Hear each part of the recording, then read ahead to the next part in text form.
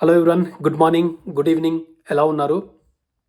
ఇప్పుడు మీరు thumbnailలో చూసినట్టుగా సంక్రాంతికి వస్తున్నాము మూవీ రివ్యూ చేస్తున్నాను ఈ వీడియోలో. సో ఫస్ట్ ఏంటంటే స్టోరీ గురించి, టెక్నికల్ డిపార్ట్మెంట్స్ గురించి డిస్కస్ చేసేసి లాస్ట్‌కి ఈ సినిమాను ఎవరు చూస్తారు, ఏ సెక్షన్ ఆఫ్ ఆడియన్స్ నుంచి ఈ సినిమాకి ఎంకరేజ్‌మెంట్ ఉంటుంది, అదేవిధంగా బాక్స్ ఆఫీస్ దగ్గర ఈ సినిమా ఎలా పర్ఫామ్ చేస్తుందనే విషయాలు చెప్పి కంక్లూడ్ చేస్తాను. సో ఫస్ట్ స్టోరీ ఏంటంటే, ఒక ఎక్స్ డీసీపీ ఆఫీసర్ ఫ్యామిలీ లైఫ్‌ని గడుపుతూ ఉంటాడు. సో అలాంటప్పుడు ఏంటంటే, ఒక ఆంట్రప్రనర్, చాలా పెద్ద ఆంట్రప్రనర్ కిడ్నాప్ అవుతాడనమాట. అది కూడా చీఫ్ మినిస్టర్ తర్వాత పార్టీ ప్రెసిడెంట్ సమక్షంలో కిడ్నాప్ అవుతారనమాట. సో అయితే ఈ చీఫ్ మినిస్టర్కి ఏంటంటే, ఈ కిడ్నాప్ అయినటువంటి ఆంట్రప్రనర్ని విడిపించాల్సినటువంటి విషయం ఒక ప్రెస్టీజియస్‌గా తయారవుతుంది. సో కిడ్నాపర్స్ ఏంటంటే ఒక డిమాండ్‌ని ముందుకుంచుతారు. సో ఈ డిమాండ్ గనుక నెరవేరిస్తే ఈ ఆంట్రప్రనర్‌ని రిలీజ్ చేస్తామని చెప్పేసి.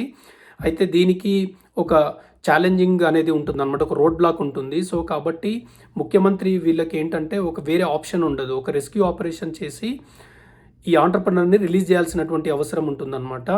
అయితే పోలీస్ డిపార్ట్మెంట్ ఏంటంటే ఒక ఎక్స్ డీసీపీ ఉన్నాడు. ఆయన ఒక ఎన్కౌంటర్ స్పెషలిస్ట్. ఆయన ఒక పవర్ఫుల్ ఆఫీసరు. సో ఆయనను కనుక మనం ఇన్వాల్వ్ చేస్తే తప్పకుండా ఈ రెస్క్యూ ఆపరేషన్ సక్సెస్ఫుల్ అవుతుందని చెప్పేసి సీఎంకి రికమెండ్ చేస్తారనమాట. సో సీఎంకి రికమెండ్ చేసినప్పుడు అక్కడ ఉన్నటువంటి Meenakshi Chaudhary, she is also one of the police officers. ఆమె ఏంటంటే, తను నాకు తెలుసు, is my ex boyfriend. So నేను చెప్తే తప్పకుండా కన్విన్స్ అయ్యి ఆయన జాయిన్ అవుతాడని చెప్పేసి చెప్పి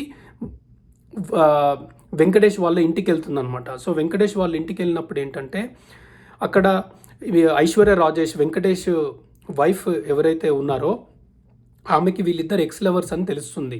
సో తెలిసినప్పుడు ఏంటంటే ఆబ్వియస్గా ఆమెకి అనుమానం వస్తుంది. సో ఈ ఆపరేషన్కి వెంకటేష్ వెళ్లకుండా ఆమె ట్రై చేస్తూ ఉంటుందన్నమాట. బట్ లాస్ట్కి ఏంటంటే, మా పేరెంట్స్ కనుక ఇన్వాల్వ్ అయితే తప్పకుండా నేను ఈ ఆపరేషన్ చేయడానికి ఒప్పుకుంటాను అని చెప్తుందనమాట. సో వీళ్ళందరూ కలిసి కూడా ఈ ఆపరేషన్లో పాల్గొంటూ ముందుకెళ్తూ ఉంటారనమాట. సో ఆ ఆంట్రప్రనర్ని ఎలా రిలీజ్ చేశాడో, తర్వాత ఈ రిలీజ్ చేయడానికి వెనకాల లేకపోతే వెంకటేష్ ఈ యొక్క ఆపరేషన్లో ఇన్వాల్వ్ కావడానికి ఏమన్నా రీజన్ ఉందా అనేటటువంటిది మెయిన్ స్టోరీ అనమాట. అయితే తర్వాత నెక్స్ట్ ఏంటంటే, ఈ సినిమాకి సంబంధించినటువంటి వివిధ టెక్నికల్ డిపార్ట్మెంట్స్ ఎలా ఉన్నాయో డిస్కస్ చేయడానికి ప్రయత్నం చేస్తాను. సో ఈ సినిమాలో ముఖ్యంగా చెప్పుకోవాల్సింది ఏంటంటే, డైరెక్షన్ డిపార్ట్మెంట్ గురించి చెప్పుకోవాలి. ఎందుకంటే ఈ మధ్యలో ఏ సినిమా చూసినా కూడా ఒక 4 జానర్లు మాత్రమే సినిమాలు ఎక్కువగా సక్సెస్ అవుతూ ఉన్నాయి. అంటే ఒక ఫ్యామిలీ ఎంటర్టైనర్ కానీ, లేకపోతే థ్రిల్లర్ కానీ, లేకపోతే ఒక హై వోల్టేజ్ అంటే యాక్షన్ ఎంటర్టైనర్ కానీ, లేదా లవ్ స్టోరీ కానీ. సో ఇలా కొన్ని జానర్ల సినిమాలు మాత్రమే హిట్ అవుతూ ఉన్నాయి. అయితే ఈ సినిమాలో ఏంటంటే, అనిల్ రావుపురి గారు తెలివిగా ప్రతి ఒక్క జానర్ని బ్లెండ్ చేసి అన్నీ కలిపి ఈ సినిమా తీశాడు. మీరు అలా అని భయపడాల్సిన అవసరం లేదంటే ఇదేమన్నా కిచిడి సినిమా అని అట్లా ఎక్కడా కూడా మీకు అనిపించదన్నమాట. అంటే కథలో భాగంగానే ఈ జానర్లన్నింటినీ కూడా మిక్స్ చేసి ఆయన సక్సెస్ఫుల్గా సినిమా తీశాడు. అయితే ఆయన ఏంటంటే, ఈ మధ్యకాలంలో ఆయన 7 సక్సెస్ఫుల్ సినిమాలు రిలీజ్ చేసిన తర్వాత కూడా కొంతమంది ఆయన యొక్క క్రెడిబిలిటీని క్వశ్చన్ చేస్తూ ఉన్నారు, ఎస్పెషల్లీ 1 or 2 మూవీస్ వల్ల. అయితే వాళ్ళందరికీ కూడా ఆన్సర్ చెప్పేటటువంటి విధంగా ఆయన డైరెక్షన్ ఉంటుందన్నమాట ఈ సినిమా మొత్తం కూడా. సో డెఫినెట్గా ఆయనకి ఏదైతే second director of the Tollywood అని ఇమేజ్ ఏదైతే ఉందో ఆఫ్టర్ రాజమౌళి గారి తర్వాత, సో డెఫినెట్గా ఈయన ఏంటంటే, ఆయనకు ఉన్నటువంటి ఇమేజ్, ఆయనకు ఉన్నటువంటి నంబర్ ఏదైతే కంటిన్యూ అయ్యే విధంగా ఈ సినిమా ఆయనకి హెల్ప్ అవుతుంది.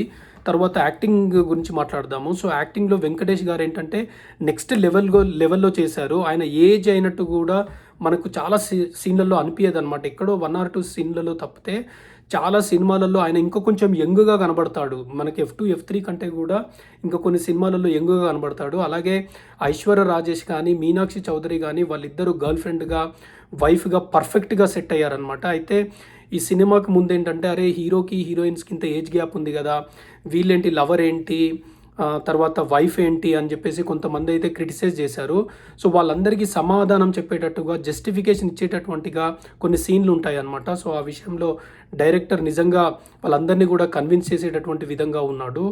తర్వాత చాలా మంది ఇందులో రోల్స్ ప్లే చేశారు. అంటే సాయిరామ్ సాయి కుమార్ గారు కానీ, తర్వాత నరేష్ కానీ, తర్వాత తమిళ యాక్టర్ గణేష్ కానీ, తర్వాత యానిమల్‌లో ఉన్నటువంటి ఐ థింక్ ఆయన పేరు ప్రమోద్ అనుకుంటా.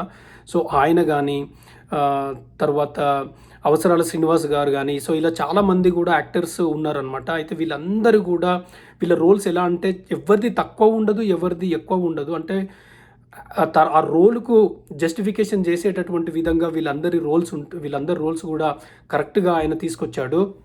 ఈ మధ్య కాలంలో ఏంటంటే చాలా సినిమాలలో పెద్ద పెద్ద స్టార్ క్యాస్ట్‌ని పెడుతూ ఉన్నారు. వాళ్ళకి చాలా తక్కువ డైలాగ్స్ ఉంటున్నాయి. చాలా తక్కువ ప్రామినెన్స్ ఉంటుంది. వాళ్ళందరూ కూడా ఏదో ఉత్సవ విగ్రహాలుగానో, దిష్టి బొమ్మలుగానో అంటే ఒక సినిమాని నెక్స్ట్ రేంజ్‌కి తీసుకెళ్ళడానికి అలా చేస్తూ ఉన్నారు. కానీ ఈ సినిమాలో ఉన్నటువంటి ప్రతి యాక్టర్ కూడా ఏందనంటే సిగ్నిఫికెంట్ రోల్ ఉంటుంది. వాళ్ళ కెరియర్‌ని ఇంకొంచెం ముందుకు తీసుకెళ్ళేటటువంటి విధంగా ఈ సినిమాలో ఉన్నటువంటి యాక్టర్లందరికీ కూడా రోల్ ఉందన్నమాట. ఆ విషయంలో డైరెక్షన్ డిపార్ట్మెంట్‌ని మనం పూర్తిగా అప్రిషియేట్ చేయొచ్చు. తర్వాత స్క్రీన్ ప్లే, ఎడిటింగ్ ఇవన్నీ కూడా చాలా బాగుంది. ఎక్కడో ఒక దగ్గర కొంచెం ల్యాగ్ అనిపించినప్పుడు, కొంత కామెడీ తగ్గినప్పుడు మళ్ళీ దాన్ని మనం ఎంతైతే తగ్గింది అనుకున్నామో అంత నెక్స్ట్ లెవెల్‌లో మళ్ళీ కామెడీ యాడ్ అవుతా వస్తూ ఉంటుందన్నమాట. తర్వాత సాంగ్స్ గురించి మాట్లాడాలి. ఈ మధ్య కాలంలో సాంగ్స్ ఉండకూడదు అనేటటువంటి డిస్కషన్ నడుస్తూ ఉంది. కానీ ఈ సినిమాలో సాంగ్స్ చూసిన తర్వాత వాళ్ళందరూ కూడా రాంగ్ అనేటటువంటి విధంగా సాంగ్స్ ఉంటాయన్నమాట. 'గోదావరి గట్టు మీద' ఉన్న సాంగ్ మనందరికీ తెలుసు. ఎంత వైరల్ అయిందో, తర్వాత అది ఎంతమంది కపుల్ చాలా ఏ విధంగా సెలబ్రేట్ చేసుకున్నారో మనందరికీ కూడా తెలుసు. తర్వాత 'బావా' సాంగ్ కూడా చాలా బాగుంది. అందులో వచ్చే లవ్ ట్రాక్ చాలా మంచిగా అనిపిస్తుంది. చాలా ఫ్రెష్‌గా అనిపిస్తుంది. అంటే వెంకటేష్ గారు అంత సీనియర్ యాక్టర్ అయినా కూడా మనకు ఆ ఫీల్ ఉండదనమాట. ఆ లవ్ సీన్‌లో నిజంగా అవన్నీ కనెక్ట్ అయితాయి. చాలామంది లవర్స్‌కి కూడా వాళ్ళ యొక్క ఎక్స్‌పీరియన్స్‌ని వాళ్ళు రీకలెక్ట్ చేసి అసోసియేట్ చేసుకునేటటువంటి చక్కగా చాలా సాంగ్ ఉంటుంది. 'సంక్రాంతికి వస్తున్నాము' సాంగ్ కూడా చాలా బాగుంది. సో ఈ విషయంలో మ్యూజిక్ డైరెక్టర్ బీమ్స్ సక్సెస్ అయ్యారనే చెప్పాలి. తర్వాత ఆయన కెరియర్ చాలా ఎక్స్టెండ్ అయ్యేటటువంటి విధంగా ఆయనకి ఈ సినిమా హెల్ప్ అవుతుంది. తర్వాత వచ్చేసి ఫైట్స్ కూడా అక్కడక్కడ ఉన్నాయి. తర్వాత మనకు చాలా సినిమాలలో ఏంటంటే మనం క్లైమాక్స్ చాలా ఫాస్ట్‌గా, రష్‌గా క్లోజ్ అయినట్టుగా అనిపిస్తూ ఉంటుంది. కానీ ఈ సినిమాలో మనకు క్లైమాక్స్ వచ్చింది అనగానే మళ్ళీ ఇంకో క్లైమాక్స్ ఉంటుంది. అదేవిధంగా మళ్ళీ క్లైమాక్స్ వచ్చింది అని అనుకున్నప్పుడు మళ్ళీ ఇంకో క్లైమాక్స్ వస్తది. అయితే ఇట్లా 3 క్లైమాక్స్ ఉన్నట్టుగా మనకు అనిపిస్తూ ఉంటుంది. కానీ ఒకదాన్ని మించి ఒకటి క్లైమాక్స్ ఉంటుందన్నమాట. మనకి ఎక్కడ కూడా బోర్ కొట్టదు. తర్వాత ఫైటింగ్ సీన్లలో కొంత కామెడీ జొప్పించి, కొంత మెసేజ్ కూడా ఫైటింగ్ సీన్లలో ఫస్ట్ టైం నేను చూశాను. సో అది నాకు చాలా డిఫరెంట్‌గా అనిపించింది. సో క్లైమాక్స్ ఫైట్‌లో మెసేజ్ ఉంటుంది.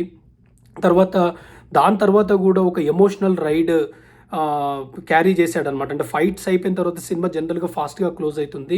బట్ దాని తర్వాత కూడా సినిమా ఎక్స్టెండ్ అయ్యి మనకు అది మేక్ సెన్స్‌గా అనిపిస్తుందనమాట. అది చాలా చక్కగా అనిపించింది. అది చాలా మందికి కూడా బ్యూటిఫుల్‌గా నచ్చి ఒక హార్ట్ ఫీల్ ఎమోషన్‌తో అయితే వాళ్ళు బయటకొస్తారు. సో అదైతే నాకు చాలా బాగా నచ్చింది. సరే నెక్స్ట్ ఏంటంటే మనం ఈ సినిమా పర్ఫార్మెన్స్ గురించి మనం మాట్లాడుకుందాము. సో ఫస్ట్ ఆఫ్ ఆల్ ఏంటంటే వెంకటేష్ గారికి ఆయన కెరియర్‌లో, తర్వాత అనిల్ రావిపూడి గారికి కూడా కెరియర్‌లో బిగ్గెస్ట్ బ్లాక్ బస్టర్ అవుతుందన్నమాట. సో అది మాత్రం దాంట్లో మాత్రం డౌట్ లేదు. దాదాపు నాకు తెలిసి రెవెన్యూ పరంగా ఒక 200 crores దాకా టచ్ అయ్యేటటువంటి అవకాశం ఉంది. పండుగ సీజన్ కాబట్టి, తర్వాత రిపబ్లిక్ డే కూడా ఉంది కాబట్టి హాలిడే. సో డెఫినెట్‌గా ఈ సినిమా యొక్క రన్ అయితే లాంగ్‌గా ఉండేటటువంటి అవకాశం ఉంది. తర్వాత ఈ సినిమాకున్న ఇంకొక అడ్వాంటేజ్ ఏంటంటే జనరల్‌గా మూడో సినిమాగా రిలీజ్ అయినప్పుడు ఏంటంటే కంపారిజన్ వస్తుందన్నమాట. అంటే ఇప్పుడు సెకండ్ సినిమా కనుక ఫస్ట్ సినిమా కంటే బెటర్‌గా ఉన్నప్పుడు ఏమైద్ది అనంటే సెకండ్ సినిమాకి చాలా అడ్వాంటేజ్‌గా ఉంటుంది. సో సెకండ్ సినిమాకి థర్డ్ సినిమా కంపారిజన్ అయినప్పుడు థర్డ్ సినిమా కనుక ఇంకా బాగా ఉంటే ఇంకా పెద్ద అడ్వాంటేజ్ ఉంటుంది. సో ఇలాంటి అడ్వాంటేజ్ ఏంటంటే ఈ సినిమా తీసుకోబోతుందన్నమాట. తర్వాత వచ్చేసి మనం ముఖ్యంగా దిల్ రాజు గారి కంపెనీ గురించి మనం మాట్లాడుకోవాలి. వెంకటేశ్వర ఫిలిమ్స్ గురించి. చాలామంది ఏంటంటే రిలీజ్ ముందు అంటే దిల్ రాజు గారి పని అయిపోతుంది, ఈ సినిమాలు కనుక తేడా అయితే అని చెప్పేసి ఒక టాక్ అయితే బాగా నడిచింది. బట్ ఈ సినిమా ఏంటంటే ఆయన యొక్క ప్రొడక్షన్ కంపెనీ ఏదైతే ఉందో అది ఇంకా కొన్ని సినిమాలు ప్రొడ్యూస్ చేసేటటువంటి విధంగా ఉంటుంది. సో అంత హెల్ప్ అవుతుంది అనమాట. డెఫినెట్గా ఈ సినిమా అనేది వెంకటేశ్వర ఫిలిమ్స్కి ఇంకొక మైల్ స్టోన్గా ఉంటుంది. అయితే ఇప్పుడు నెక్స్ట్ ఏంటంటే ఈ సినిమా ఏ ఆడియన్స్ చూడొచ్చు, ఏ ఆడియన్స్ చూడొద్దు అనేది నేను చెప్తాను. నాకంటే ఈ సినిమా ఏంటంటే ఒక ఈ ఆడియన్స్ చూస్తారు అనేటటువంటి విధంగా లేదు. Irrespective of the A centre కానీ, బి సెంటర్ కానీ, సి సెంటర్ కానీ, మాస్ ఆడియన్స్ కానీ, క్లాస్ ఆడియన్స్ కానీ, అసలు ఒక జానర్ అనేది లేకుండా కూడా అక్రాస్ స్పెక్ట్రమ్ అందరూ కూడా లైక్ చేసేటటువంటి విధంగా ఈ సినిమా అయితే ఉంటుంది. సో ఇది ఈ సినిమా యొక్క రివ్యూ. మీకు నచ్చినట్టయితే లైక్ చేయండి, సబ్స్క్రైబ్ చేయండి, కామెంట్ చేయండి. ఒకవేళ మీకు ఏదైనా పాయింట్ నచ్చనట్టయితే మీరు అది కూడా కామెంట్ చేయండి. ఒకవేళ మీరు కనుక సినిమా కనుక చూస్తే నా రివ్యూతో కనుక ఏకీభవిస్తే కూడా మీరు అది కూడా కామెంట్ చేయండి. Thank you for watching. Appreciate it. Will see you with another review soon. Thank you. Bye.